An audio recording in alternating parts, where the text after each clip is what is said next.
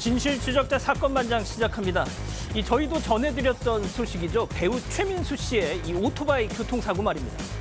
자, 이 맨 앞차가 서행을 하자 뒷차량과 최 씨의 오토바이가 서로 이걸 앞질러 가려다 일어났던 사고였죠. 이 당시 영상만 봐서는 최 씨의 큰 부상 아닐 거라고 생각했었는데, 자, 갈비뼈, 쇄골, 심지어 폐 일부까지 절단을 했다고 합니다. 장장 4시간의 수술을 받았다고 하는데, 자, 지금은 보시다시피 아내 강주은 씨의 간호를 받으면서 회복 중이라고 하는데요. 어찌됐든 천만다행입니다. 그런데 한 가지 눈길 가는 건 이 관련 기사에 달린 댓글 태반이 아내 속 좀 그만 좀 썩여! 뭐 이런 것들이었다라는 거 참고를 하셨으면 좋겠습니다. 자, 오늘 준비한 사건 해시태그로 소개해 올리죠. 자, 으슥한 골목만 찾아다니며 주차된 차량 5대에 잇따라 불을 지른 30대 여성. 이 경찰에 붙잡혔습니다. 범행 동기 딱히 없었습니다. 자, 이웃집 개가 시끄럽게 멍멍대자 이 개 주인집 대문에 나 살인미수로 징역 7년 살았다는 이런 협박 메모를 붙인 60대 남성. 이 재판에 넘겨졌습니다. 자, 돈을 갚지 않는다며 10대 미성년자를 감금한 뒤에 핵 불닭 소스를 잔뜩 뿌린 빵을 억지로 먹게 한 20대 남성들이 실형을 선고받았습니다. 자, 주말 이틀 동안 사건 반장 못 봐 너무 속상하다는 유튜브 아이디 Y우주님. 사건 반장 보고만 있어도 너무너무 행복해요라는 똥강아지님, 혹시 지금 보고 계신가요? 자, 축축 처지는 월요일, 대한민국과 전 세계 통포 가족 여러분의 시선을 모아서 출발합니다.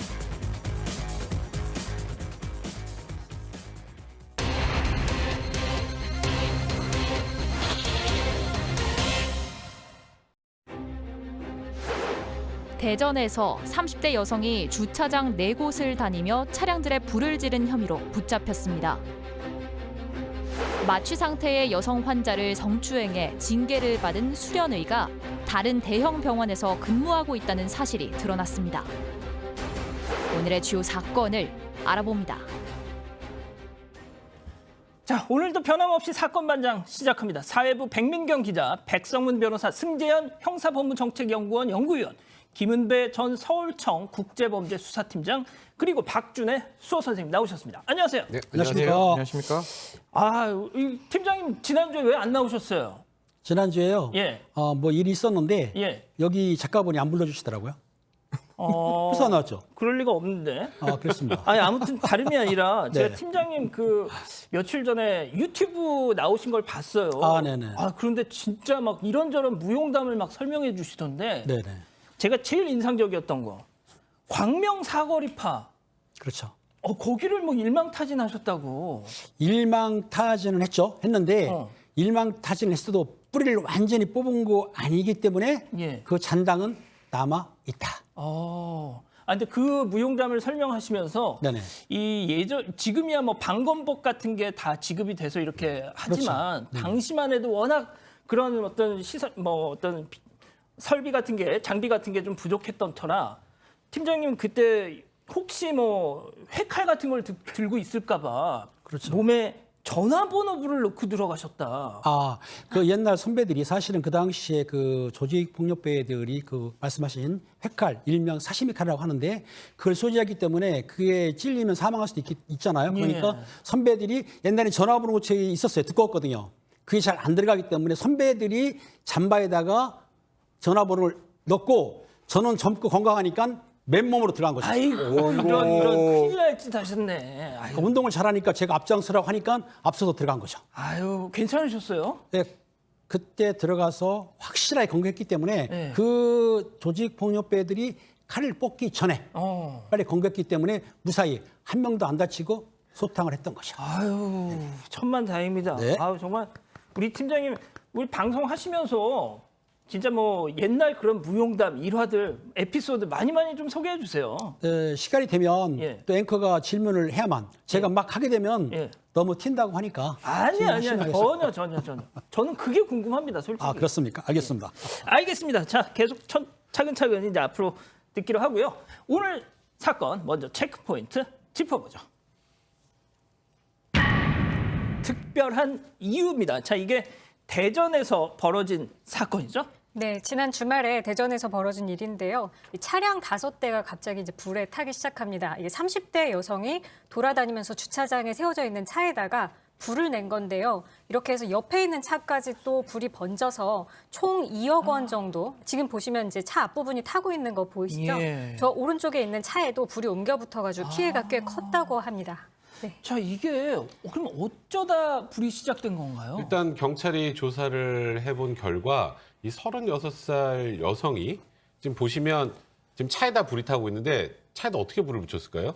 이제 범퍼 틈에 보면 이게 종이가 충분히 들어갈 수 있는 공간이 있거든요. 예. 거기다 종이를 밀어놓고 거기다 불을 붙여서 이렇게 차량에 불을 지른 거고 지금 말씀하셨던 것처럼 저 차량만 타는 게 아니라 그 옆에 차량도 타게 되고 예. 이제 그러다 보니까 피해가 꽤 컸던 겁니다. 아니, 팀장님, 왜 남의 차에다가 저렇게 불을 붙였을까요? 경찰에서 조사를 해보니까 특별한 이유는 없다고 합니다.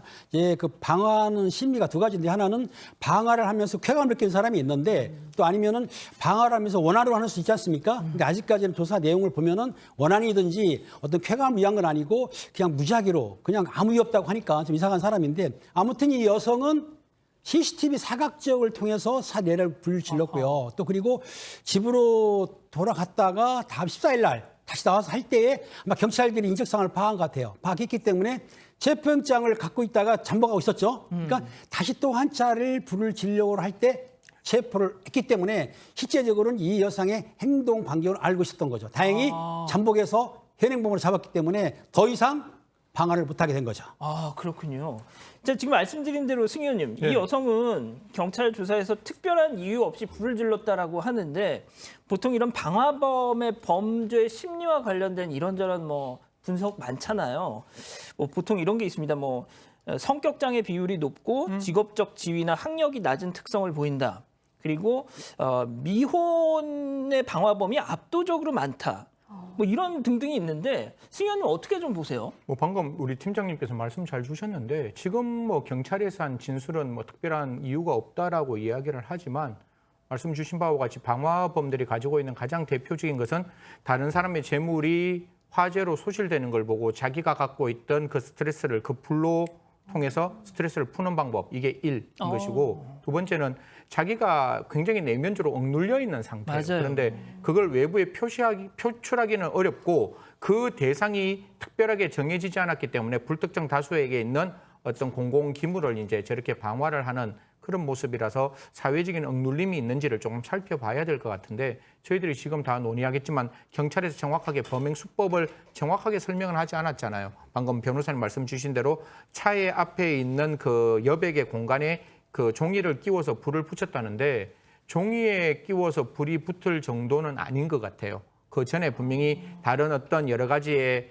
뭐 인화물질이라든가 기타 여러 가지 활용을 해서 종이는 촉매제 역할을 했는 거고 그 촉매제 역할을 통해서 그 전에 이미 뿌려놓은 다른 어떤 휘발성 물질 때문에 차가 저렇게 되지 않았느냐. 그렇죠. 그럼 우리가 고민하는 거는 이전에 파일럿이라 그래가지고 그런 실험을 한번 해볼 수 있는 가능성은 열려 있는 거예요. 그래서 예. 지금 저 상태에서 저렇게 차가 불이 붙는다는 걸 알 수 있는 사람은 정말 많지 않습니다. 저런 상황에서 차가 저렇게 불이 계속 붙어서 나간다? 그럼 분명히 앞에 파일럿, 앞에 예비적인 행위가 있었지 않았느냐라는 걸 조심스럽게 추측해 볼 수 있는 거죠. 자, 그렇다면 말이죠, 승 의원님. 그 다른 이런 방화를 벌이기 전에 앞서 파일럿이라고 뭐 말씀을 하셨지만 다른 예비 범죄도 또 사전에 좀 있었을까요? 뭐 사실 지금 제가 저 피의자와 직접 저희 뭐 변호사님이나 우리 저 팀장님이랑 같이 보고 이야기를 하면 훨씬 더 좀 적극적이고 제대로 된 팩트를 말할 수 있을 것 같은데 적어도 방화범들은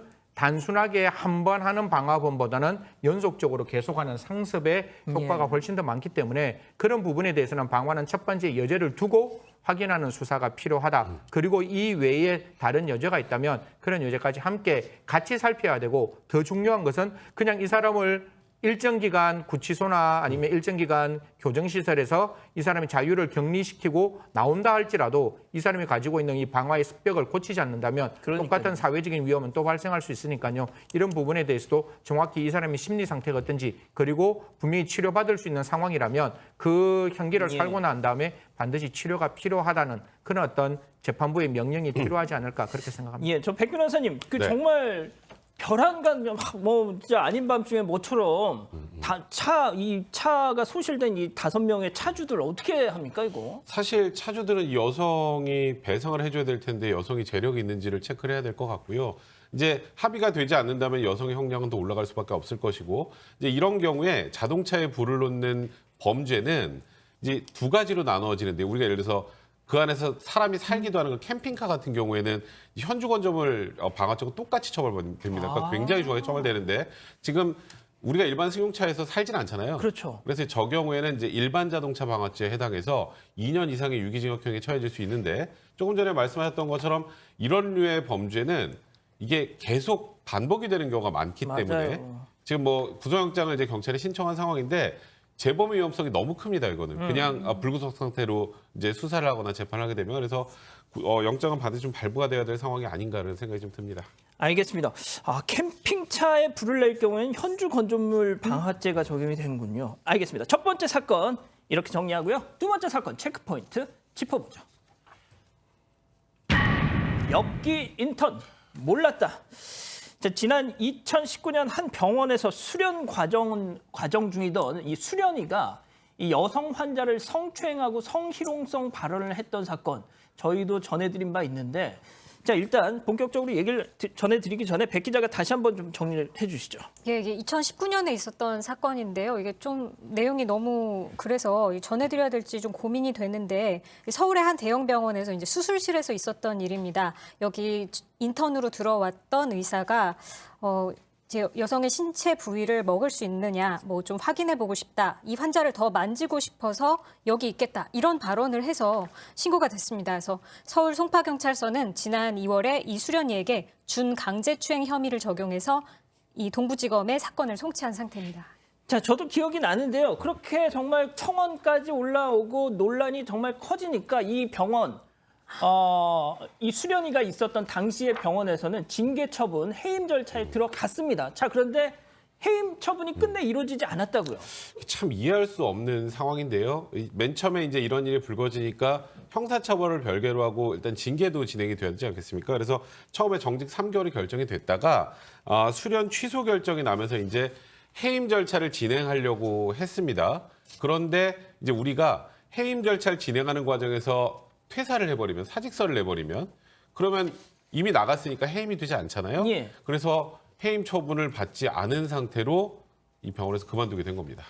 아니, 백 변호사님, 요즘 말이죠. 공직자들 같은 경우에 이런 사고 치면 퇴임 못하죠. 퇴사 못하죠. 아니, 사표를 내고 싶어도 안 돼. 안 넌 되잖아요. 징계 네. 절차 중이니까 너는 이거 징계 받고 가. 원래 그렇습니다. 근데 예. 하지만 이런 곳에서 병원에서는 지금 말씀하셨던 것처럼 이제 징계 절차가 진행이 되면 사표를 수리하지 않는 그런 법규가 여기는 적용되지 않기 때문에, 그러니까 이거는 말 그대로 재량으로 병원 차원에서 받아주면 어쩔 수 없는 거죠. 자, 그렇게 해가지고 결국 이 수련이가 해임이 안 됐기 때문에 다른 병원으로 재취업을 했다는 거 아니에요? 이 부분이 이제 사실 이제 그 의사들의 재취업의 사각지대에 놓여 있는 부분인데요.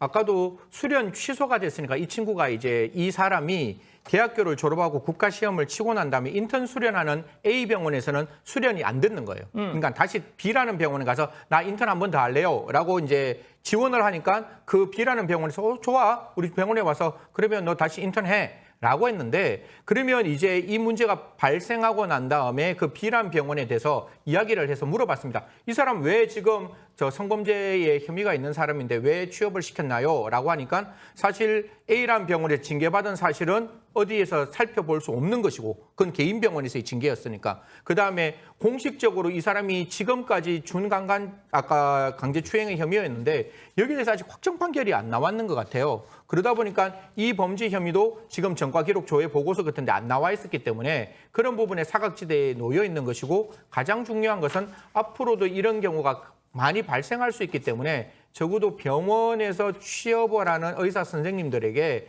최소한의 개인정보 중에서, 민감정보 중에서 어떤 범죄가 저질러졌는 내용에 대해서는 한 번 정도 확인하는 그런 절차가 좀 필요하지 않을까 그렇게 생각합니다. 자, 팀장님, 저는 이 사건이 정말 이해가 안 가는 것이, 하물며 기자들도 말이죠. A라는 언론사에서 B라는 언론사로 뭐 이직을 할 때는 다 그 B라는 회사에서 A라는 회사에서 어땠는지 평판 조회 같은 걸 다 하거든요. 그렇죠. 평판 조회도 하고 징계 사를 알 수가 있는데 어떻든 S병원 인사 규정에는 그 징계받아가지고 해임됐을 경우에는 5년간 재취업이 금지된다고 돼 있지만 그 아까 백 변호사님이 말씀하신 대로 징계받기 전에 퇴사를 했어요. 징계가 없는 거죠.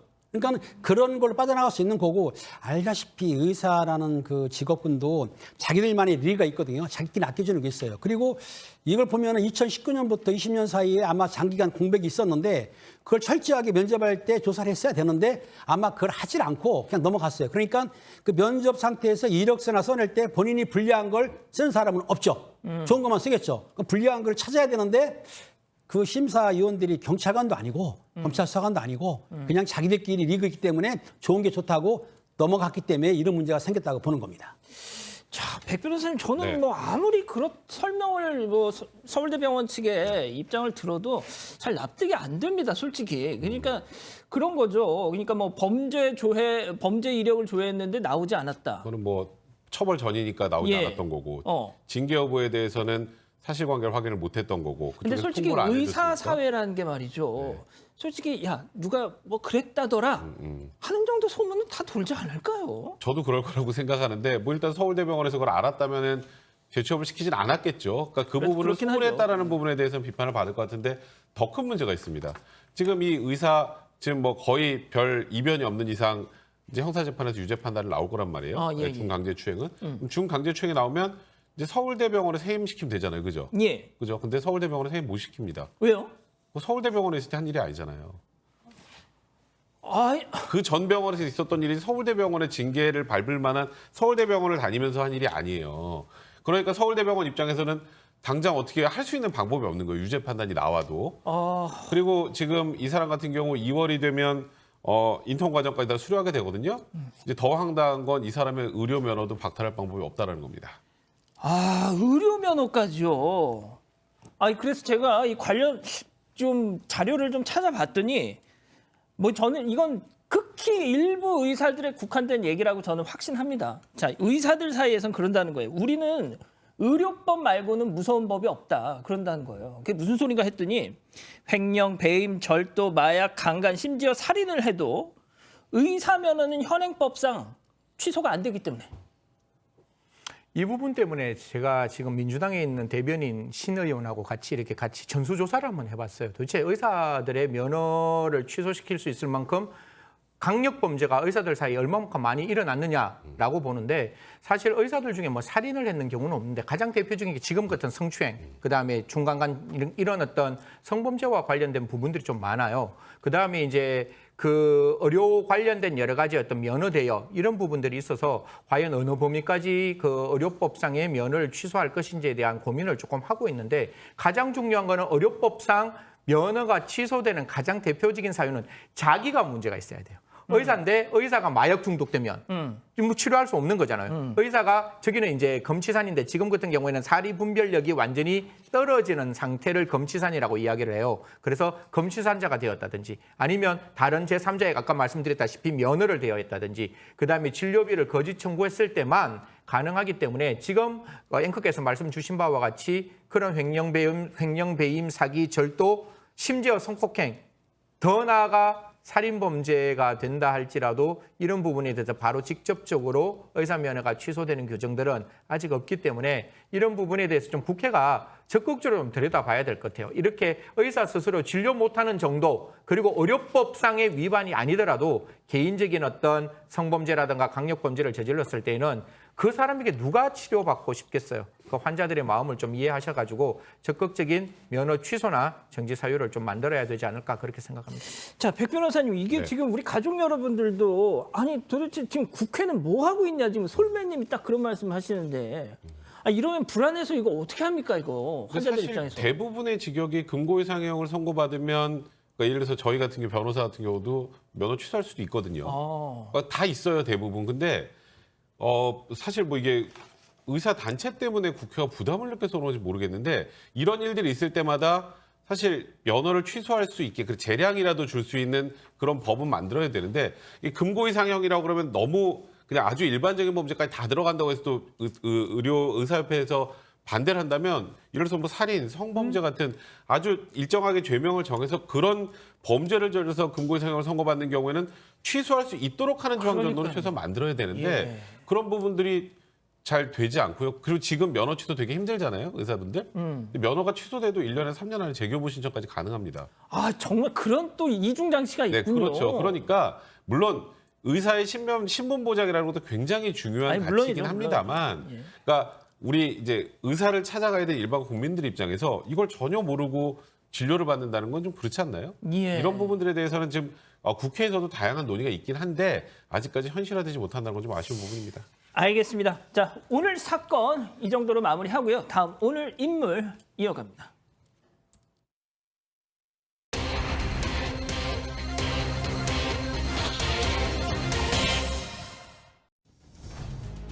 이웃집 개가 시끄럽게 짖는다는 이유로 견주를 협박한 60대 남성이 법정에 섰습니다. 남성은 자신이 살인미수로 7년을 살았다는 내용의 메모를 집 대문에 붙여 협박까지 했습니다. 오늘의 주요 인물을 알아봅니다. 자, 오늘 인물 체크포인트 짚어보죠. 나 징역 7년 살고 나왔어. 아, 예. 이게 어느 날 집 대문에 내가 우리 집 대문에 딱 들어가려고 했는데 저런 메모가 딱 붙어 있다. 네, 외출했다 집에 들어왔는데 메모지가 붙어 있는데 거기에 좀 섬뜩한 문구들이 적혀 있는 거죠. 예를 들면 살인미수로 내가 징역 7년이나 살았다. 나를 방해하지 마라. 착하게 살고 싶다. 이런 내용이었는데 이 60대 남성이 적은 걸로 밝혀졌습니다. 이렇게 적은 이유가 이웃집 개가 나를 보고 너무 시끄럽게 짖는다. 이런 이유 때문에서였습니다. 자, 백 변호사님. 네. 일단 이게 협박죄니까 저희가 이제 최대한 뭐 웃고 떠들지는 않겠습니다만 일단 내용 자체는 좀 너무 유치한 측면도 있어요. 유치한 측면이 있는데 좀 섬찟하지 않나요? 예, 아니 그렇죠. 저걸 물론 당하시는 분 입장에서는 좀 섬찟. 근데 보통 저는 딱 이거 보고 가장 먼저 든 생각이 문신에다가 착하게 살자 약간 뭐 그러니까요. 예. 약간 그런 느낌인데 확실히 겁을 먹고 나한테 앞으로 덤비지 마 약간 이런 취지의 글인데 이제 이런 거죠. 내가 살인미수로 한 7년 살고 나왔어. 나 착하게 살고 싶거든.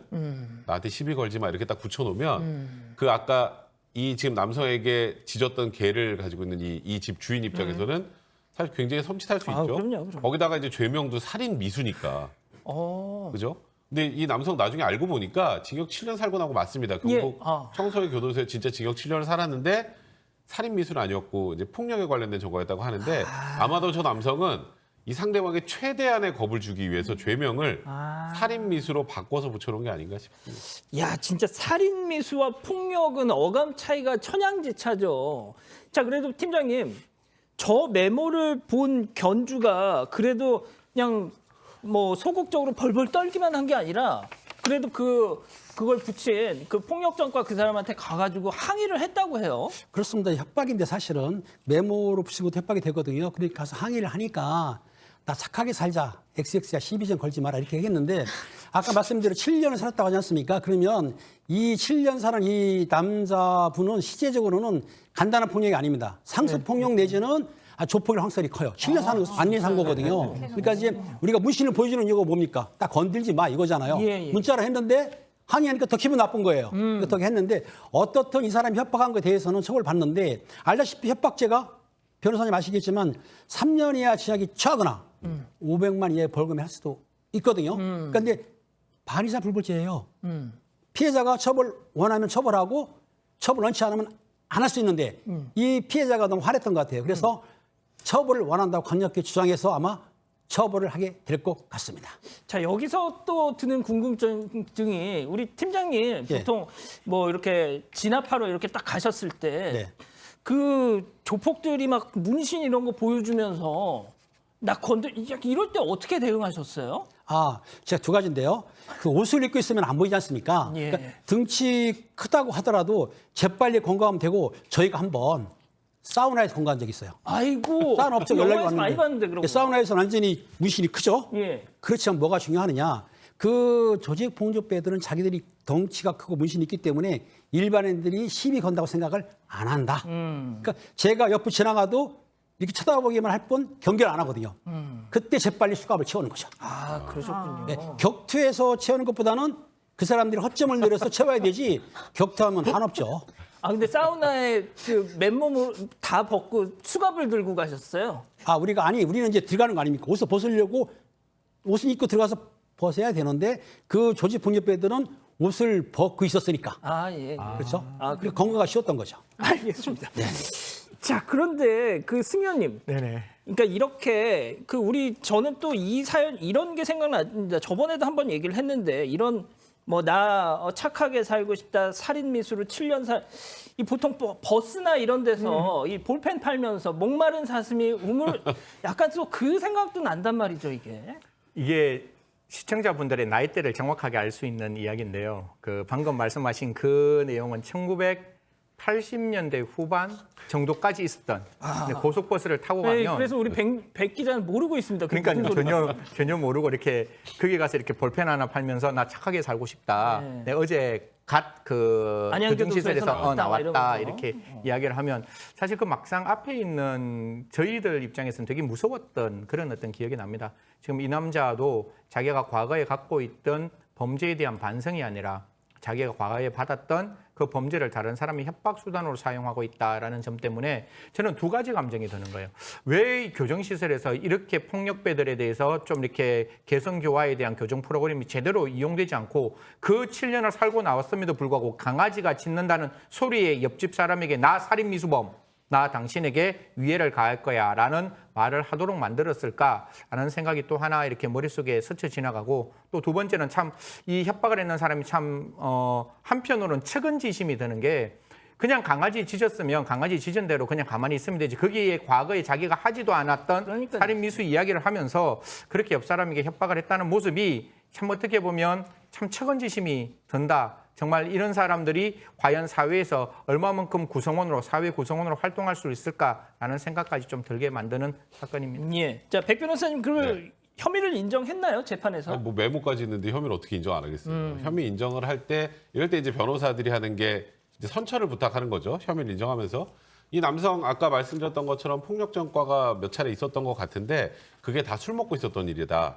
그리고 이게 그러니까 소위 말해서 알코올 중독으로 그러니까 정신과적 치료가 좀 필요한 상황이다. 그러니까 이런 사람을 감옥에 보내는 것보다는 이제 정신적인 치료를 해주는 것이 우선인 것으로 보인다. 이렇게 피고인 측 변호사가 이제 결심 공판에서 밝혔고요. 이에 대해서 검찰은 아니 폭력 전과까지 있는 사람이 또 이런 지금 일반인한테 해를 갈 위협을 가했다라는 거 이건 엄벌할 필요성이 있다 해서 아까 말씀하셨던 것처럼 협박죄는 굉장히 형량이 낮습니다. 예. 통상적으로 그럼에도 불구하고 징역 10개월을 구형했습니다. 자, 백 기자, 그럼 1심 재판부의 판단은 어땠습니까? 네, 죄질이 아주 나쁘다고 봤습니다. 이제 피고인은 폭력 범죄로 인한 전과가 실제로 있었고 이 사건의 범행 경위와 내용을 봤을 때 죄질이 좋지 못하다. 피해자로부터 용서도 받지 못했다고 하면서 벌금 400만 원을 선고했습니다. 자, 승 의원님, 근데 제가 이 관련 기사에 달린 댓글들을 보면 뭐랄까요?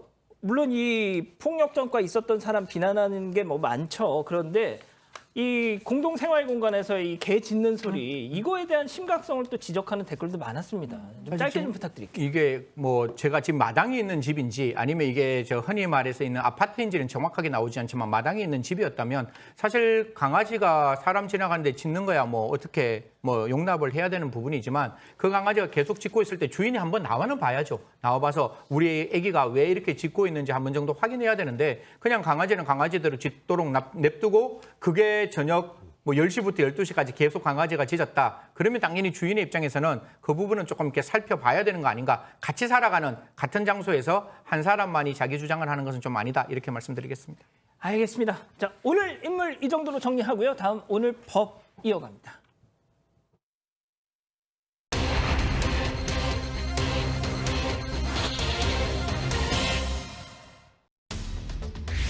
돈을 갚지 않는다며 10대 미성년자를 가둔 뒤 매운 음식을 억지로 먹이는 등 가혹행위를 한 20대 남성 3명이 실형을 선고받았습니다.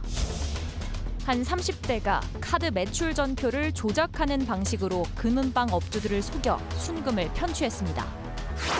오늘의 주요 판결을 정리합니다.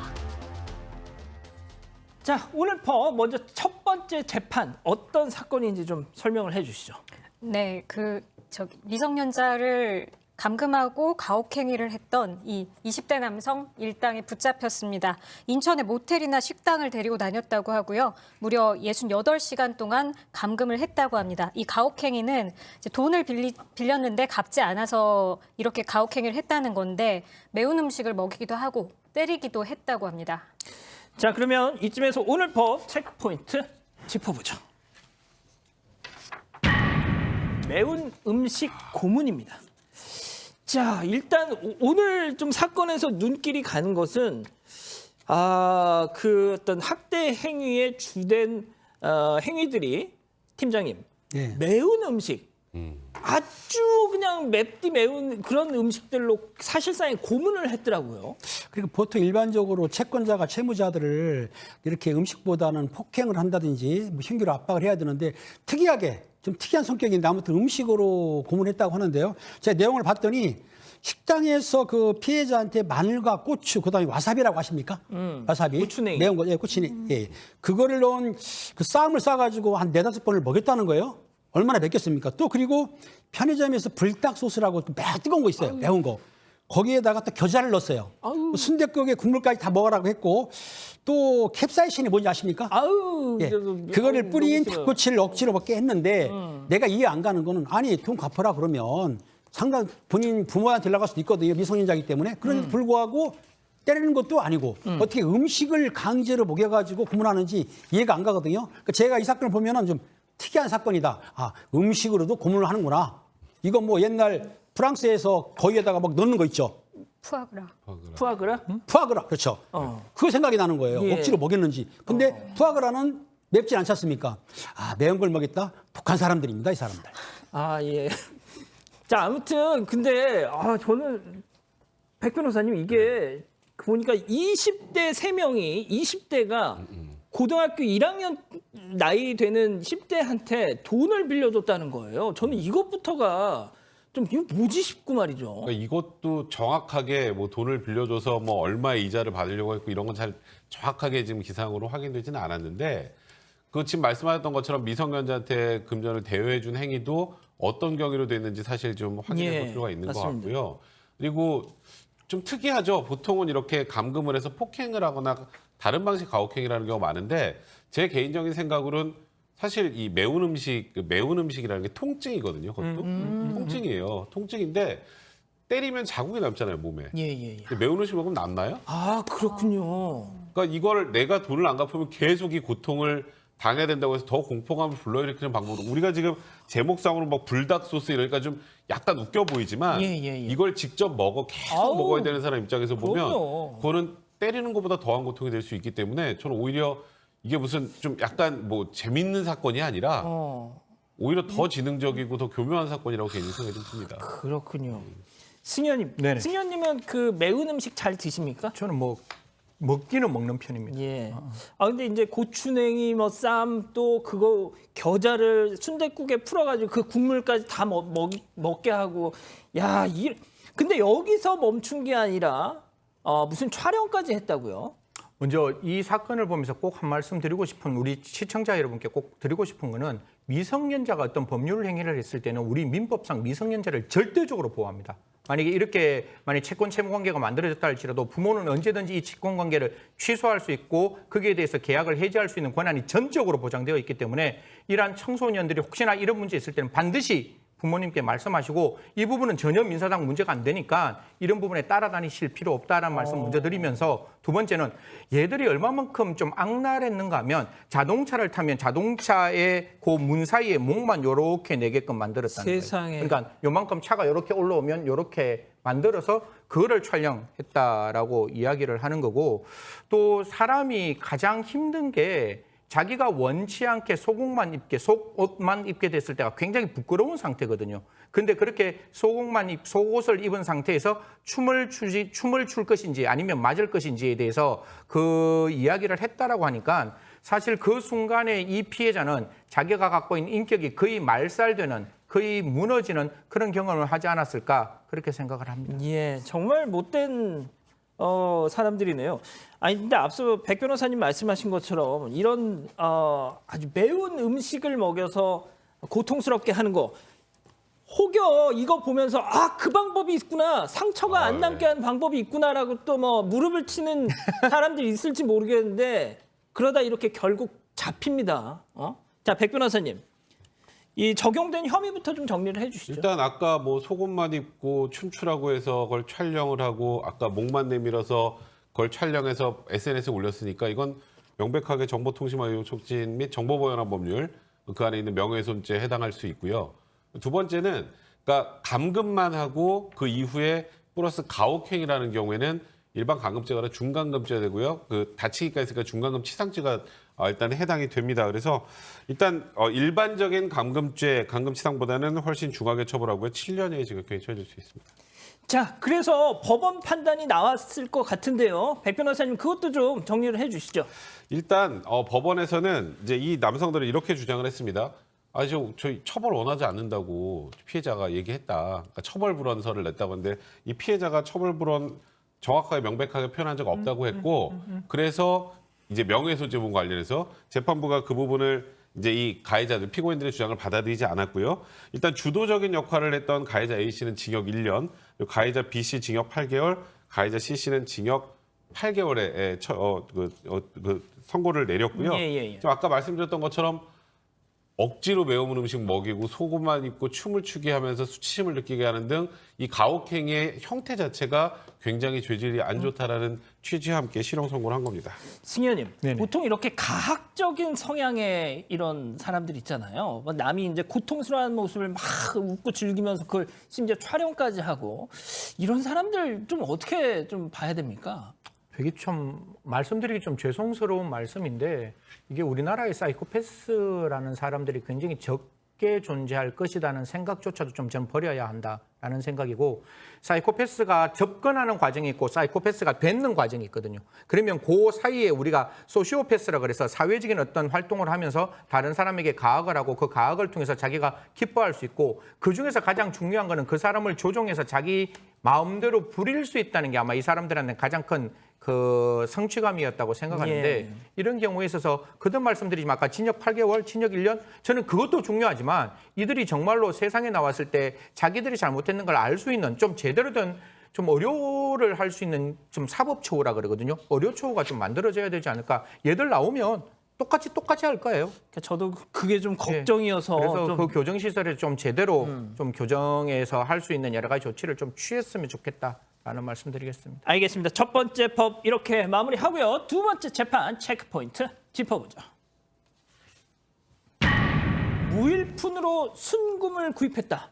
자, 백 변호사님. 네. 이거 저희가 한 두어 달 전에 소개를 해드렸던 사건 같은데 이제 재판으로 넘어간 겁니다. 자, 금은방을 돌면서 사기를 친 30대 남성 얘기네요. 네. 사실 이게 가능하구나라는 걸 저 처음 맞아요. 알았어요.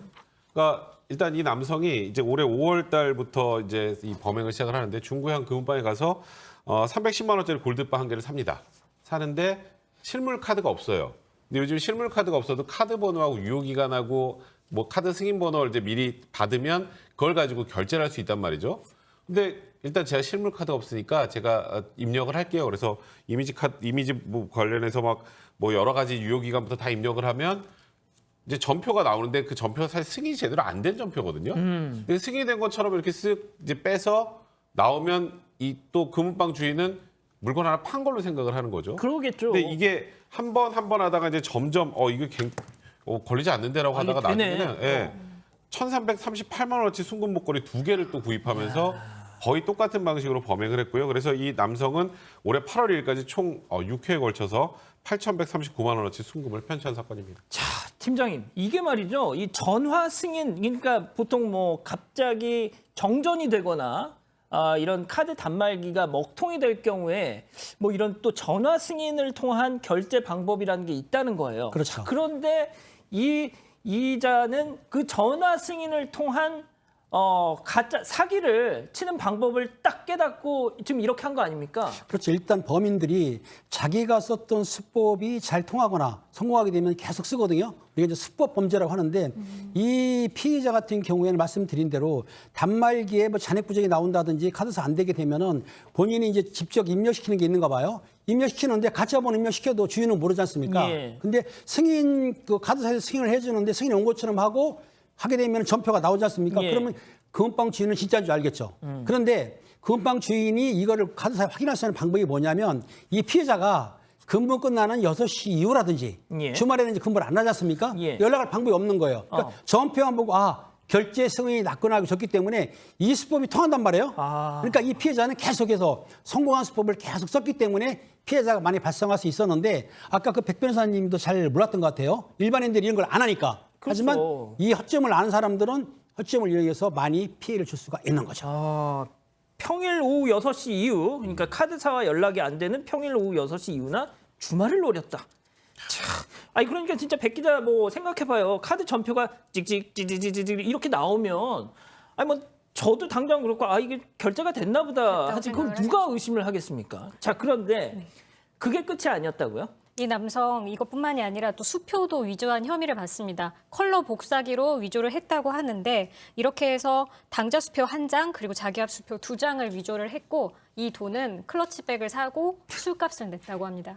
야 진짜 승현이 이게 보통 진짜 이거 뭐 어떤 걸 해서 이게 되네 통하네 하고 나면은 더 막 이렇게 이렇게 커지는 것 같아요 수법이. 지금 상황에서는 이게 되는가 보구나라고 하고 두 번째, 세 번째, 네 번째 하니까 이제 그 다음부터는 이제 사실 천지분간 안 되게 계속 이런 일을 했는 것 같은데 제가 이 사건 보면서 저도 굉장히 이게 가능해?라는 생각이 들었는데 이 단말기를 많이 이제 활용하셔야 되는 개인 업주분들한테 혹시나 이럴 때 정말로 사람이 급할 수 있잖아요. 정말로 그 안에 돈이 없어서 승인을 받아야 되는 급한 사정이 있는 사람들에게 이러한 승인 제도의 서비스가 있다면 그렇게 승인 6시 이후나 주말에 승인 받으시면 분명히 그 신원에 대한 확인은 반드시 필요할 거라고 생각합니다. 그냥 전표가 올라왔다고 그걸로 승인이 됐다라고 생각하지 마시고 지금 보시는 모든 분들 옆에 계시는 그 가게 주인분들에게 만약에 오후 6시에 와서 이렇게 전화 승인을 했을 때는 반드시 그 사람의 신원을 좀 확인하는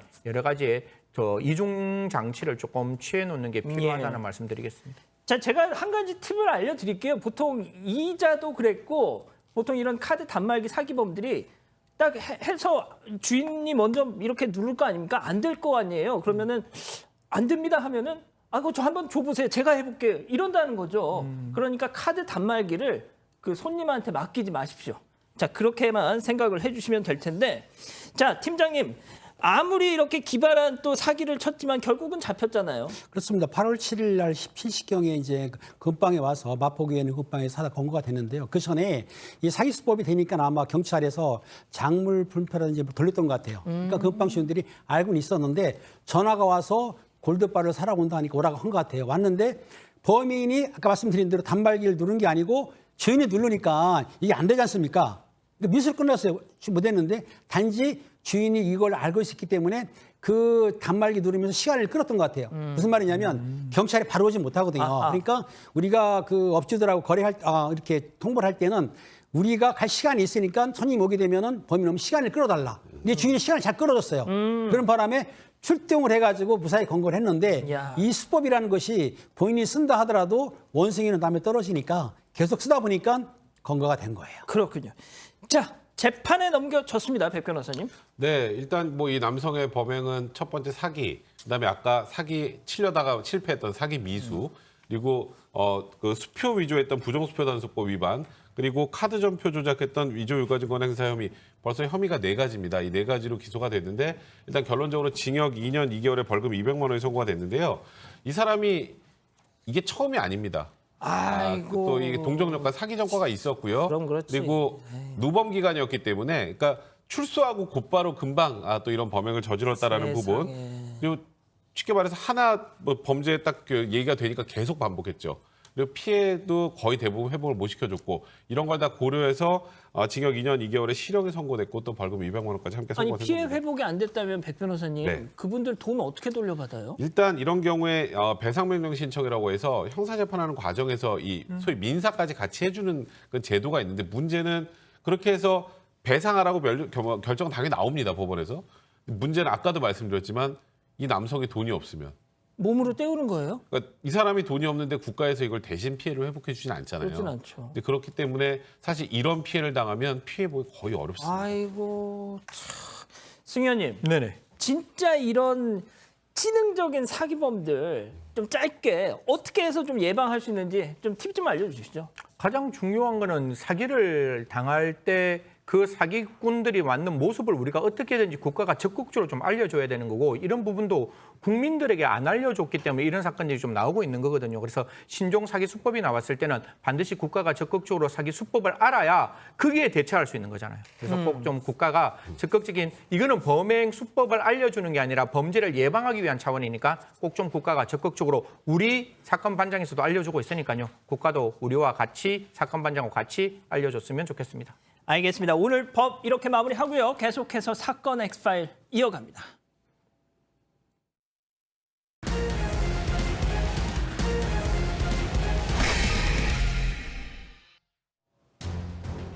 (1992년 1월 17일) 새벽 충북 충주시에 있는 한 가정집에서 경찰서로 다급한 강도 신고 전화가 걸려왔습니다.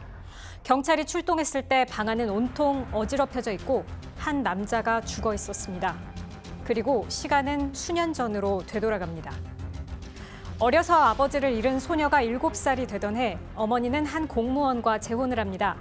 아버지가 생겼다는 기쁨은 잠시뿐이었습니다. 소녀는 9살 때부터 대학생이 된 후에도 끊임없이 성적 학대를 당했습니다. 그러던 그녀에게 남자친구가 생겼습니다. 오랫동안 학대와 성폭력을 당한 자신이 남자친구에게 어울리지 않는다는 생각에 모든 사실을 털어놓고 헤어지자고 말합니다. 남자친구는 그녀의 아버지를 찾아가 성폭행을 멈춰달라는 부탁까지 하지만 돌아온 건 폭언과 협박뿐이었습니다. 고민 끝에 결심한 두 사람. 1992년 1월 17일 자정 무렵 새 아버지를 찾아갑니다. 이 두 사람 마지막까지 완전 범죄에 성공했을까요? 오늘 엑스파일에서는 성폭력 특별법의 제정 계기가 되기도 했던 김보은, 김진관 새 아버지 살인 사건을 다룹니다. 자, 이 정말 1992년 제가 고1 때였는데 이 당시에 정말 제가 이 사건에 대해서 너무 정말 저도 개인적으로 관심이 있어서 매일매일 신문을 정말 눈이 뚫어져라 이렇게 봤던 기억이 납니다. 자, 요즘에는 뭐 김태현 사건, 안인득 사건 이렇게 가해자의 이름을 붙여서 사건을 언급하지만 당시만 해도 우리 사회의 어떤 인권 의식이라는 게 뭐 요즘 같지 않았다 보니까 김보은, 김진관 사건 뭐 보통 이렇게 많이 불렸었죠. 일단은 그렇게 좀 호칭을 하겠습니다. 자, 두 사람은 현재 개명을 했다고 하더라고요. 자, 사건 당일로 돌아가서 정리를 해보죠. 처음엔 말이죠. 백 기자, 승 의원님, 이 경찰도 이 강도 살인 사건 그냥 단순한 강도 살인 사건으로 봤다고 하죠. 사실 김보은 양이 지방에서 대학교 다니고 있었는데 김진관을 만나면서 사실 되게 이렇게 주말만 되면 좀 울적한 느낌이 들어 있는 거예요. 그래서 이제 김진관이 물어봅니다. 김보은한테 너 왜 그러니? 라고 물어보니까 그 김보은이 이실직고를 하는 거예요. 새아버지한테 나는 성폭행을 당한다. 그럼 김진관이 눈이 완전히 이렇게 화가 머리 끝까지 날 수밖에 없는 상황이 되었는 거예요. 예. 그래서 두 사람이 이제 의사를 합치해서 강도 살인죄로 상황을 꾸며놓습니다. 꾸며놓고 이제 집에 들어가고 난 다음에 그 의붓 아버지를 김진관이 살해를 하고 난 다음에 여러 가지 흔적들을 남겨놓고 강도 살인죄로 이제 김보은 양이 신고를 하는데 경찰이 그 상황을 봤을 때 이게 강도 살인으로 되기는 되게 부족한 점이 많다라는 이야기를 좀 들게 되는데 왜냐하면 수많은 어떤 칼로 사실은 이거 뭐 그냥 한번 첫 번째 그 시도가 가장 중요한 시도였는데 그 시도 이후에 여러 가지 칼로 찔렀으면 뭔가 건품을 가져갔어야 되잖아요. 예. 건품을 가져간 그런 어떤 정황도 없고 김보은 양이 굉장히 담담하게 아버지의 사망에 관련된 진술을 하게 되는 거예요. 그래서 경찰의 입장에서는 평소 강도살인죄가 일어나는 상황과는 조금 다르다는 느낌을 가지고 김보은에게 이런 이야기를 합니다. 지금 아버지가 응급실에 갔는데 죽지 않고 살았어 라는 이야기를 듣고 김보은 양은 거기서 굉장히 놀래서 이제 울부짖게 되는데 그 울부짖게 되는 사정에서 이 사건이 강도살인죄가 아니라 그러한 어떤 성폭력을 정당방위로 가게 하기 위해서 만들어 놓은 그 김진관과 김보은의 계획이었다는 게 드러나게 되는 거죠. 제가 말씀하신 것처럼 그 경찰이 응급실에 가서 봤더니 너희 아버지가 살아있다 이런 얘기를 딱 전해 듣는 순간 김보은 양이 좌절을 하더라. 이 반응을 보고 이제 경찰이 이건 단순 강도 사건이 아니다라는 거를 딱 간파를 했었다는 거죠. 자, 팀장님, 이 처음 이 보은 양이 성폭행을 당했을 때가 만 9살 때였답니다. 그런데 의붓 아버지를 죽였을 당시는 만 19세였고요. 자, 그런데 그 기간 동안 정말 그렇다면 왜 아무런 조치를 할 수 없었던 것인가? 그때 상황을 보면 아마 보은 양이 7살 때 엄마가 재혼을 했죠. 이제 계부가 됐는데 12살 때부터 상습적으로 성폭행을 당했는데 아마 그 19세까지 10년이 좀 넘었게 10년쯤 됐죠. 그런데 그 중간에 경찰에 신고를 했다는 거예요. 김보은 양이 했는데 경찰관에서 보니까는 그 계부란 사람이 모 지검의 검찰 수사관이에요. 아이고. 그러다 보니까 아마 그 변명했겠죠. 아니라고. 그러니까 그 말만 듣고 돌아갔다는 얘기인데 왜 그러냐면 그 당시에 알다시피 92년도경에는 경찰에서 검사나 검찰 수사관이 범죄를 해도 우리가 직접 수사를 못했습니다. 검찰청으로 넘겨야만 됐거든요. 그러니까 경찰관이 와서 실제로 어린 학생이 배당 때 했지만 그 아버지 계부라는 사람이 검찰 수사관이고 또 인망 있는 사람이기 때문에 그 말만 들었죠. 그냥 가니까는 김보은 양 입장에서는 신고를 해도 소용없구나. 그리고 그 당시에 이 사건이 굉장히 시끄러웠었는데 이 그 계부가 좀 파워가 있었어요. 그러다 보니까 그걸 보여주면서 보은 양이라든가 어머니를 협박하니까 신고해도 소용없다. 신고해봤자 수습할 수 있고 오히려 더 피해 보겠다 싶으니까 아주 포기한 거죠. 즉 가스라이팅을 당한 거예요. 심리적으로 압박됐기 때문에 신고를 해도 꼼짝 못하고 피해만 받기 때문에 이런 일이 벌어졌는데 그 당시에 뭐 제가 보니까는 아마 얼마나 흉악했냐면 침대에서 같이, 그러니까 보은 양도 있고 엄마도 이런 데서도 그런 성행했다는 겁니다. 그 당시에. 그러니까 상당히 이 사건이 시끄러웠었는데 어떻든 이 피의자가 검찰 수사관의 건 맞았고 또 그리고 강도를 주장해서 죽었지만 나중에 그 살해한 사람이 김보은하고 아까 그 말한 김관 그 두 사람이 살해했기 때문에 재판이 되었던 거죠. 예. 자, 보은 양이 그래서 대학에 들어가서 남자친구 진관군을 사귀고 나서 이제 그 교재 승낙을 받으러 갔더니 오히려 이 의붓 아버지라는 사람이 막 노발대발하면서 절대 니들 사귀지 마. 뭐 이랬다는 거 아닙니까? 자, 그러다가 이제 결국 참다 못한 두 사람, 그 남자친구가 이 의붓 아버지를 살해하게 되는데 자, 그래서 이제 사건이 발생했습니다. 그래서 1심 재판이 시작이 됐죠. 네, 일단 두 사람이 구속이 됐었고 이게 굉장히 화제가 많이 됐었던 상황이었기 때문에 그때 그리고 이 계부의 이제 악행 같은 것들도 하나씩 드러나면서 이 사회 전체가 이 문제 갖고 굉장히 끓기 시작했었습니다. 김진관 군의 부모 같은 경우는 형사를 만나서 전후 사정을 알게 된 다음에 한국 성폭력 상담소를 찾아가서 우리 아들 좀 살려주세요 하고 도움도 호소했었고 전국에서 이제 지원 단체와 대학생들, 자원봉사자들 모이면서 공동대책위원회가 결성이 됐었습니다. 무려 22명의 무료 변호인단도 구성이 됐었습니다. 이 변호인단은 지속적인 성폭행과 살해 위협에 시달리고 있던 김양과 그녀를 도운 김군의 행동이 스스로의 생명을 보호하기 위한 정당방위에 해당해 무죄가 된다라는 주장을 펼쳤었고 하지만 재판부는 이 정당방위를 인정하지 않았습니다. 두 사람의 살인죄에 대해서 유죄를 선고하고 김진관 피고인에게는 징역 7년, 김보은 피고인에게는 5년의 실형을 선고합니다. 자, 백 변호사님, 요즘 같으면 요즘 만약에 이런 사건이 벌어졌다면 뭐 온라인 청원 올라오고 막 시민단체에 잇따라 막 기자회견하고 막 누리꾼들 막 들고 일어나서 막 댓글 달고 자, 그런데 그때만 해도 그런 세상이 아니었다 보니까 1심에서 이건 정당방위도 아니다 이렇게 중형을 선고했어요. 사실 지금 똑같은 일이 벌어져도 정당방위는 안 됩니다. 정말요? 네, 이게 저희가 사시 공부할 때부터 이제 형법 교과서에 정당방위 파트의 리딩 케이스예요. 네, 그래 이제 우리가 보통 정당방위라는 건 누가 저를 공격할 때 어떻게든 밀치고 뿌리치거나 같이 반격하는 경우에 정당방위가 되죠. 근데 이 사건은 지속적으로 10년간 성폭행을 해왔지만 이 아버지가 사망할 당시에 성폭행하는 상황은 아니었어요. 그때는 그러니까 쉽게 말해서 나를 공격하고 있던 상황이 아니었죠. 예. 과거에 지속적인 공격이 있었던 상황에서도 정당방위가 해당이 되느냐 안 되느냐 이게 굉장히 학계에서 다툼이 많이 있었는데 이 사건으로 법원에서 확인을 해준 겁니다. 그러니까 1심 판단에서는 현재 침해가 없는 상황이기 때문에 이거는 방위해야 될 상황이 아니었고 그래서 정당방위는 인정이 되지 않는다라고 판단을 한 거죠. 자, 이게 결국은 대법원까지 갔지 않습니까? 근데 사실 1심에서 정당방위를 인정하지 않았던 것은 어찌 보면 법리상 당연한데 문제는 너무 중형이 선고된 거예요. 그러니까 지금 이 정도의 상황에서 과연 이 피고인들에게 이런 정도의 중형을 선고하는 게 맞느냐? 이런 딱한 사정이 있는데 이거는 양형으로 충분히 훨씬 형을 쉽게 말해서 깎아줄 수 있는 상황이었단 예. 말이에요.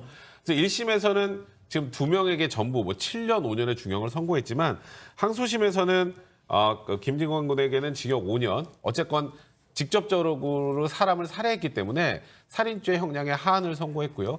김보은 양에게는 한 번 더 감경을 해서 징역 3년에 집행유예 5년을 선고했고 대법원도 이를 받아들였습니다. 자, 백 기자, 일단 그때 당시 요즘 같으면 그런 문제 제기가 없겠지만 당시만 해도 우리 사회가 뭐 이런 문제들에서 그렇게 깊은 고민이 없었다 보니까 당시 이런저런 뭐 문제 제기가 있었어요. 이 사건에 대해서. 어떻게 대학생 정도 나이를 먹고 그 의붓 아버지 그렇게 막 하면은 도망가야지 왜 그 집에 계속 있냐 뭐 이런 지적들 말이에요. 사실 미투 운동 같은 것도 굉장히 최근에서야 그렇죠. 있었던 일들이잖아요. 이 당시에도 가장 이 사건에 대해서 대중들이 궁금해했던 것이 도대체 나이가 이제 충분히 들었는데 왜 신고를 하지 못했느냐. 이 부분은 아까 전에 설명을 드렸었고 또 이제 엄마가 같이 있었을 텐데 왜 엄마가 보호해주지 못했느냐 이런 부분들이 있었는데 당시 심리학자들이 이 두 사람에 대해서 그러니까 엄마와 이 김보은 양에 대해서 얘기하는 게 이제 심리 상태가 몇 번이나 신고를 했고 하지만 사실 그게 무력화가 됐었기 때문에 굉장히 이제 고대 노예 같은 상태였다. 손발이 묶여있지는 않지만 사실 자기 의지대로 행동하기가 굉장히 어렵고 또 이런 상태로 계속 유지가 되는 거는 학습된 무기력 때문이었다고 합니다. 실제로 이 계부는 여러 차례 이 검찰 관계자라는 자기의 사회적 입장을 얘기를 하면서 니네가 신고해봤자 나는 이걸 다 무마할 수 있고 언젠가 보복을 할 것이다. 이런 얘기를 여러 번 했었다고 합니다. 팀장님, 진짜 경찰 신고를 해서 경찰들이 왔는데 그 개부라는 사람을 보더니 아유 죄송합니다. 안녕히 계십시오 하고 돌아가. 이때 무력감. 야, 정말 이건 상상도 안 됩니다. 진짜. 실제로 그 당시에는 지방에 있는 지검이나 지청의 수사관이라든지 그 검찰 사무관이라고 하면 파워가 좋았습니다. 그러다 보니까 그 또 계부가 또 뭐라고 했냐면 우리나라 검찰 수사는 내 손 안에 있어라고 말했고 그 말이 또 들어간 거예요. 또 웃기는 얘기는 그 피의자를 불러서 집에 불러가지고 수사를 했는데 때리기도 하고 협박하는 걸 봤다는 거예요. 사실 이게 지금 이해가 안 가는 건 피의자를 데리고 나올 수는 없거든요. 근데 데리고 나와서 했다는 거예요. 하고 나니까는 더 겁을 먹은 거죠.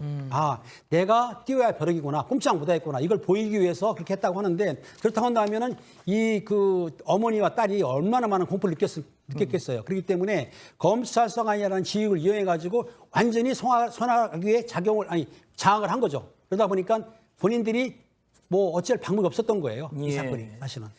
자, 이게 1993년 93년 김영삼 정부가 출범하면서 이 당시 이제 대대적인 사면 복권이 있었거든요. 그래서 김보은 씨는 사면 복권이 됐고 이 남자친구 진관 씨도 감형이 형이 됐죠. 확 이제 줄었다는 그런 또 일이 있었죠. 그리고 제가 오늘 이거 준비하면서 1992년 11월 달 그 옛날 기사를 찾아봤더니 일단 먼저 보은 씨는 석방이 됐습니다. 그런데 거의 매일같이 진관 씨 면회를 갔다고 해요. 그래서 인터뷰를 어디 신문에 있어서 봤더니 면회를 가면은 이 보은 씨는 우느라고 대화가 안 됐다고 합니다. 진관 씨 그 유리벽을 사이에 두고 말이죠. 그래서 진관 씨는 이렇게 위로를 했대요. 그냥 군대 가 있는 셈 치고 그렇게 생각해라. 보은아 너무 힘들어하지 마. 이렇게 계속 위로를 해줬다고 하더라고요. 자, 승 의원님. 이 김보은 이 사건 가장 큰 의미가 성폭력 특별법 제정의 가장 어떤 전환점이 됐던 사건이라는 의미가 있잖아요.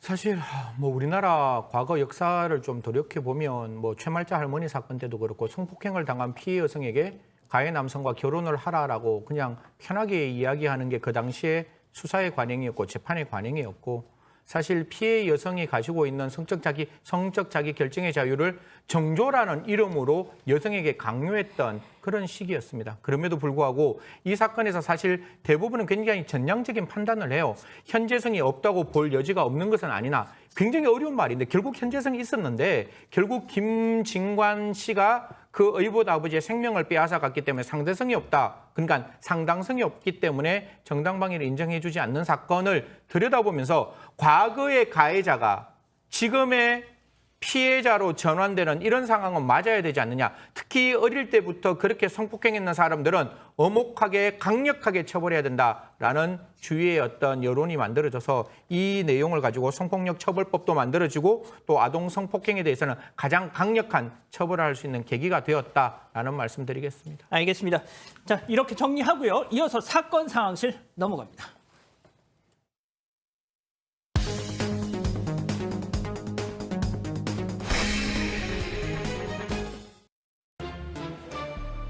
지금 이 시간 사건 상황실에 올라온 화제의 뉴스 전해드립니다. 신호가 없는 교차로에서 차 2대가 부딪혔습니다. 지난 4일 강원도 동해시 교차로에 진입하던 흰색 차가 오른쪽에서 달려오던 차와 그대로 부딪혔습니다. 충돌한 두 차가 미끄러지면서 직진하던 블랙박스 차량까지 사고를 당했습니다. 그런데 사고 당시 우측에서 진입하던 차의 운전자가 충돌 후에도 한 손에 음료를 들고 있는 모습이 포착됐습니다. 이번 사고는 먼저 진입한 차가 좌우를 확인하지 않아서 일어난 것으로 보입니다.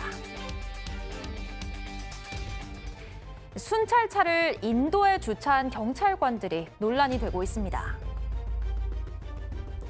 그제 한 온라인 커뮤니티에 커피를 사러 온 경찰이라는 제목의 글과 사진이 올라왔습니다. 사진 속에는 경찰관 2명이 커피를 주문하는 모습과 이들이 타고 온 순찰차가 인도 위에 주차돼 있는 모습이 담겨 있었는데요.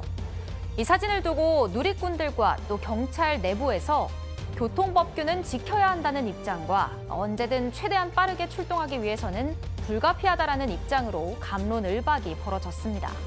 이렇게 논란이 일자 지구대 관계자는 어떤 이유에서든 인도 주차는 잘못된 일이므로 경각심을 갖겠다고 밝혔습니다. 자, 지금 김은배 팀장님이 저거 보시면서 저런 짜짜짜짜 뭐 약간 이런 표정이셨어요. 아니, 지금 긴급자동차라든지 수사행위에 대해서는 교통법규에서 신호위반이나 저항신바 이런 거를 인정을 해주거든요. 예. 그건 업무용일 때. 예. 그러니까 긴급시에 범인을 잡는데 당연히 뭐 인정해 주죠 하지만은 커피를 사러 간 걸 업무로 볼 수 없기 때문에 실제적으로 또 차량을 저 인도에 올리는 건 안 되는데 아마 저기 보면 신고받고 간 건 아닌 것 같아요. 사실은 보면은. 그렇죠. 예, 저는 신고 받았으면 좋았겠는데 어떻든 커피 사러 순찰차를 인도에 올렸다 그러면은 그건 위반은 긴급 자동차라든지 수사 차량은 배제를 하지만 그래도 저거는 조금 눈살을 찌푸리게 하고 저러지 않아야 되죠. 커피 사러 가면 안 되죠, 저렇게. 그러니까요. 알겠습니다. 자, 이 폼나게 한 손 운전하다가 교차로 쿵한 그 영상 보여주시죠. 자, 백 기자 이거 어쩌다가 사고가 아이고. 네. 영상을 다시 보시면요. 저 정면에서 하얀 차가 오고 왼쪽에서 회색 차량이 오잖아요. 못 봤던 것 같아요. 이렇게 한번 부딪히고 그다음에 블랙박스를 촬영하던 여기까지 와가지고 한 번 더 박는데요. 특히 이 사고 난 회색 차량의 운전자 충돌 이후에도 계속해서 노란색 어떤 음료 통 같은 걸 가지고 있거든요. 컵 같은데 이게 눈길을 좀 끌었습니다. 백 변호사님, 저 좀 누구 잘잘못을 좀 따져야 될 것 같은데. 일단은 저 흰색 그 차주가 좀 억울해 하셨던 것 같아요. 그리고 지금 뭐 회색 차주는 보니까 한 손에 커피를 들고 한 손으로 운전하고 있으니까 좀 운전을 저쪽이 좀 태만히 한 것 아니냐 그랬는데 일단 저런 경우에 과실비는 아무래도 흰 차가 좀 더 높을 것 같아요. 아, 진짜요? 네, 왜냐하면 일단은 나오면서 좌우를 살펴봤는데 그냥 이쪽을 아예 쳐다보지도 않고 그냥 나온 상황이었고 이쪽이 일반 도로였으니까 그렇다면 지금 뭐 과실 비율을 저 그 회색차 쪽에서는 7대3으로 제시를 했다고 하는데 그 정도라면 받아들이는 게 맞지 않을까 저도 개인적으로 생각이 듭니다. 그렇군요. 알겠습니다. 자, 김 아나운서 휴가 마치고 이번 주에 왔군요. 다음 소식 이어서 전해주시죠. 아르바이트를 마치고 귀가하던 여대생을 차로 치어 숨지게 한 운전자에게 법정 최고형이 구형됐습니다. 오늘 검찰은 재판부에 도주치사 등의 혐의로 구속 기소된 30대 남성에게 무기징역을 선고해달라고 요구했습니다. 무기징역은 피해자를 사망에 이르게 하고 도주한 운전자에 대해 가중처벌하는 이른바 윤창호법 규정상 가장 높은 형량인데요. 검찰은 남성이 신호위반을 해 횡단보도에서 사고를 낸 점과 이후 도망친 점 등을 고려했다고 전했습니다. 지난달 7일 술에 취해 횡단보도를 건너던 행인 2명을 들이받고 달아난 남성. 이 사고로 20대 여성이 숨지고 30대 남성이 중상을 입었습니다. 시를 노래한 가수 이동원 씨가 70세 나이로 별세했습니다. 그곳이 차마 꿈엔들 이칠리야, 이별 노래 등의 노래로 많은 사랑을 받았던 가수 이동원 씨. 정지용 시인의 향수에 클래식을 접목한 노래로 1980년대 국민가수 반열에 올랐는데요. 식도암 판정을 받고 투병 생활을 이어가던 중 증상이 악화돼 어제 오전 향년 70세의 나이로 별세했습니다. 이동원 씨는 최근까지 사랑이 있었노라고라는 노래를 작업 중이었는데요. 이 노래를 완성하지 못한 채 세상을 떠나 많은 이들의 안타까움을 사고 있습니다.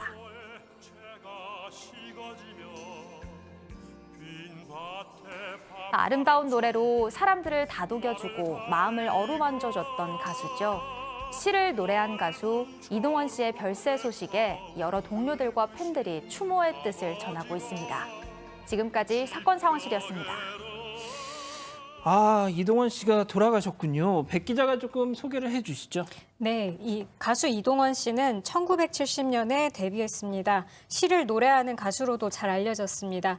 이 정지용 시인의 향수, 테너 박인수와 함께 부른 이 노래가 좀 유명하고요. 또 명태, 물나라 수국 등의 아름다운 시에 곡을 붙인 노래가 인기를 끌었습니다. 최근에 고인 투병 사실을 알게 된 지인들이 오는 22일 서울에서 사랑의 음악회를 준비 중이었었는데 아무래도 이 음악회가 추모 음악회가 될 걸로 보입니다. 그렇군요. 자, 여대생 음주 뺑소니 무기징역 구형. 이 지난달에 난 사고였는데 팀장님, 이 여학생은 결국 숨졌어요. 이 학생이 안타깝게 숨을 졌습니다. 지난 7일 오전 1시 30분쯤에 대전 서구에 이제 횡단보도를 한 분은 그 대학생, 한 분은 30대 남성인데 지나가는 차를 카니발 운전자가 음주운전한 채로 들이받은 거예요. 그래서 남성분은 중상이고 이 여성분이 병원에 후송되는데 안타깝게 사망을 했습니다. 그런데 이 여대생이 이제 졸업을 다 앞두고 신인상인가 봐요. 그러니까 치킨 가게에 가서 알바를 하고 1시 반경에 귀가하던 중에 이 술 취한 사람으로부터 이렇게 피해를 봤는데 당시 음주 측정이 0.203이라 그러면 백 변호사님 알겠지만 상당히 많은 거예요. 왜냐하면 0.08 이상이 면허 취소거든요. 예. 그 거의 4배 아닙니까? 엄청 많이 먹었는데 이 사람이 술 먹은 게 문제가 아니고 꽃다운 나이에 대학생을 더군다나 열심히 일하고 알바까지 해서 미래를 준비하는 여대생을 사망케 했기 때문에 아마 그 검찰에서는 최고형 구형했는데 재판부에서는 어떻게 될지를 두고 봐야 되겠죠. 알겠습니다. 자, 가수 이동원님의 이 삼가 고인의 명복을 빌면서요. 사건 현장 넘어갑니다.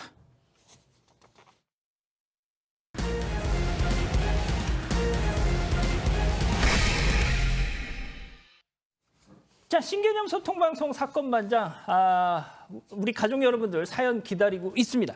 자, 저희가 지지난주에 우리 김은배 팀장님한테 또 뭘 좀 갖다 달라, 이벤트를 한번 해보자, 딱 이렇게 말씀드렸잖아요.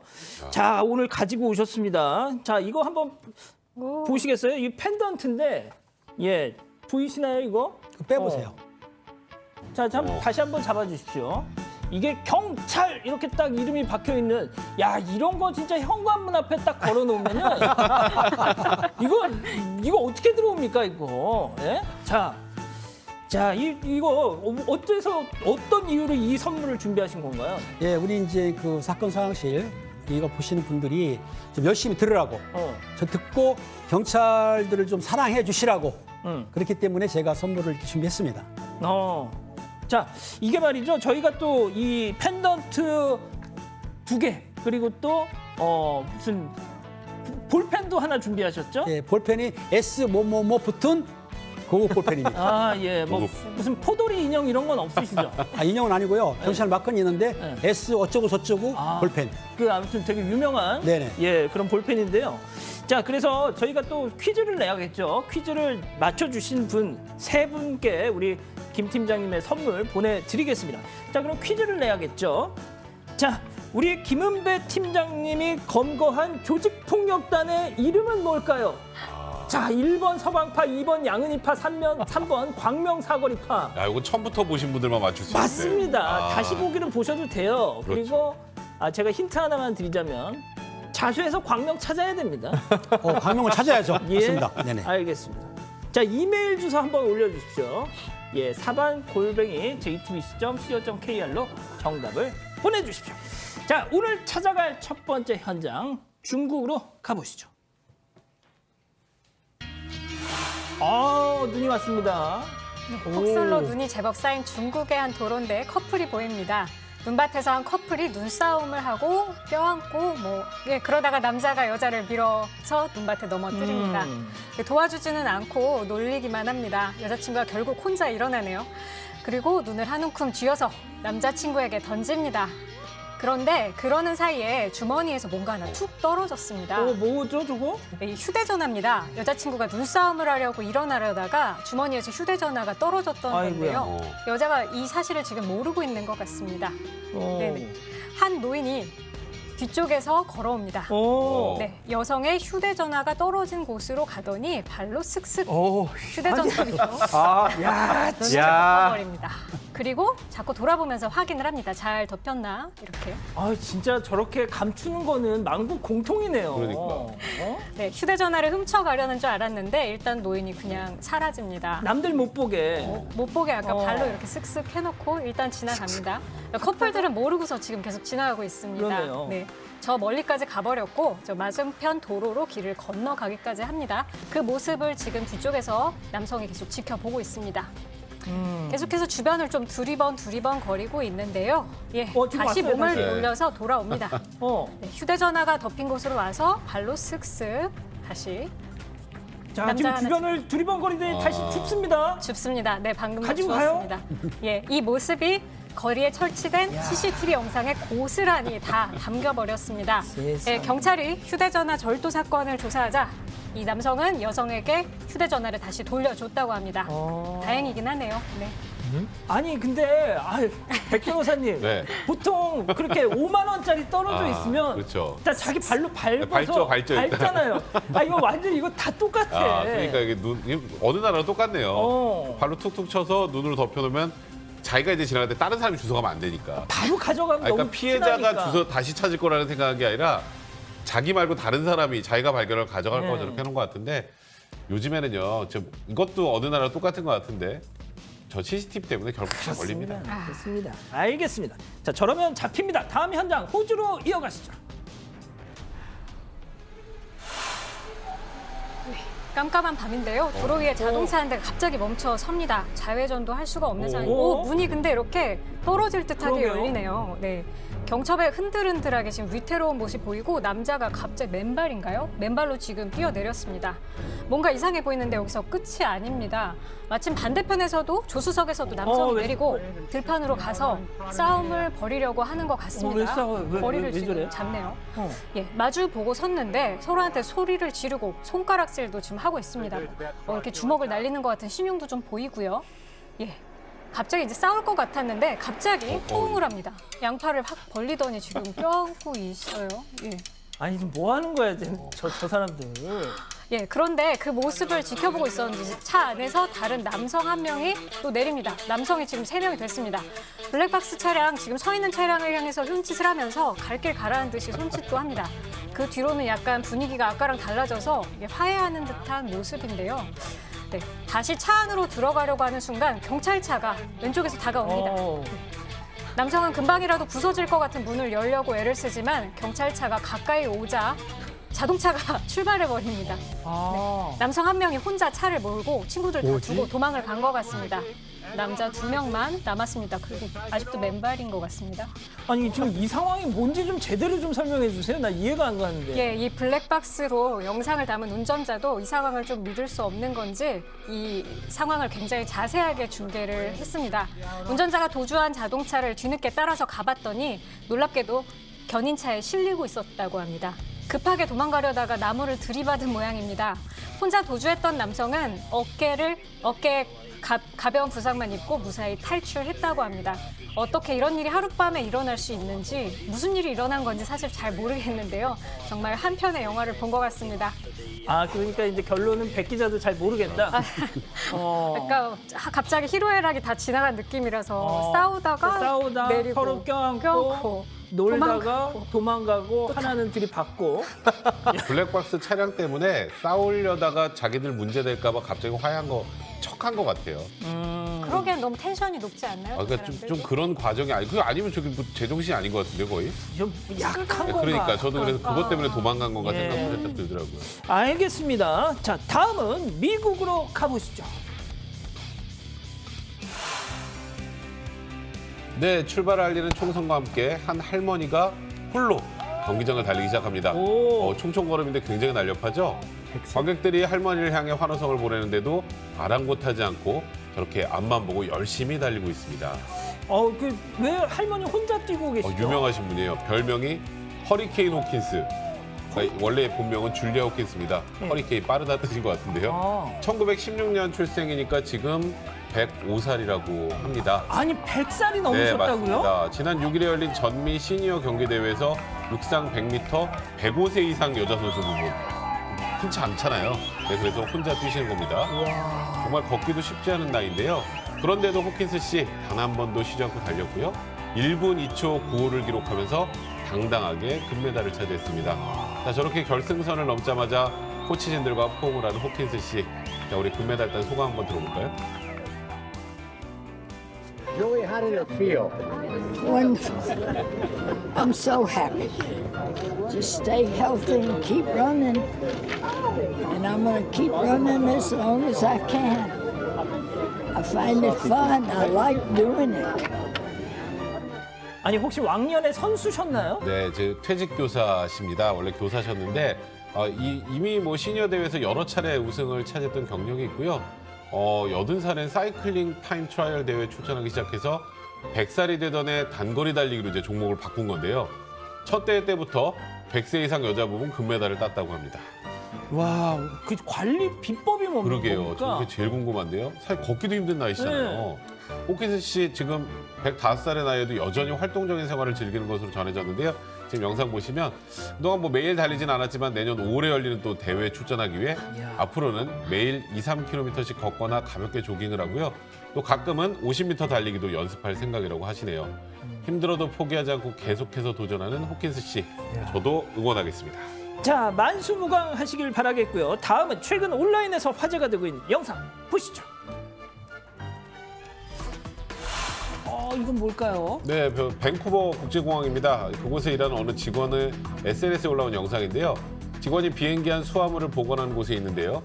창고 안쪽에 가려져 있던 천을 걷으니까 동물을 운반할 때 쓰이는 이동식 케이지가 보입니다. 이동식 케이지 안에는 딱 봐도 겁에 질린 듯한 강아지가 앉아 있습니다.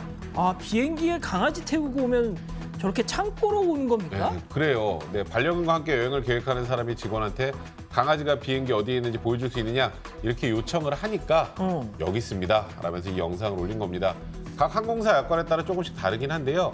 크기가 아주 작은 반려동물이 아니라면 보통은 이렇게 수화물 칸으로 옮겨져서 몇 시간씩 비행을 하게 되는데요. 이 영상이 널리 공유되니까 나는 절대 내 강아지에게 저렇게 할 수 없다. 강아지가 외롭고 불쌍해 보인다. 이렇게 반려견을 수화물 보관 창고에 보내고 싶지 않다라는 많은 반응들이 나왔습니다. 이 댕댕이들이 스트레스 많이 받을 것 같은데. 그렇죠. 아주 딱 보기에도 일반 사람도 좀 얼마나 스트레스 받겠어요. 하지만 해당 영상을 게시한 공항 직원들은 댓글을 통해서 우리는 반려견을 안전하게 돌보고 있다 이렇게 강조하면서 반려견이 수화물 창고로 이동하기 전 케이지에 따뜻하게 담요를 깔아주면 도움이 된다 이런 조언을 남겼습니다. 이 영상을 본 또 다른 사용자도 나도 공항에서 일하고 있는데 우리는 비행기에 탄 반려견들을 최선을 다해 돌보고 있다라면서 누리꾼들에게 너무 걱정하지 말라고 말했습니다. 알겠습니다. 자, 잠시 30초간 전하는 말씀 듣고 다시 돌아오겠습니다. 채널 고정, 리모컨, 마우스, 핸드폰, 돈 터치. 예. 나비엔, 지금 공기 어때? 공기질이 별론데? 청정환기 가동. 나쁜 공기는 집 밖으로. 맑은 공기만 안으로! 요리한다.